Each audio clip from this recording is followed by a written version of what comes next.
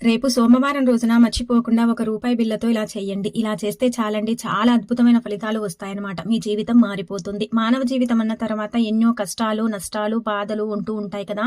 అలాంటి వాళ్ళు ఏంటంటే ఒక రూపాయి బిళ్ళతో ఈ విధంగా పరిహారం చేసుకుంటే రాత్రికి రాత్రే ఏంటంటే గనక మీ కష్టాలు పోతాయన్నమాట. అంటే అన్ని కష్టాలు పోతాయని చెప్పట్లేదు కానీ కొన్ని కష్టాలైతే ఖచ్చితంగా పోతాయన్నమాట.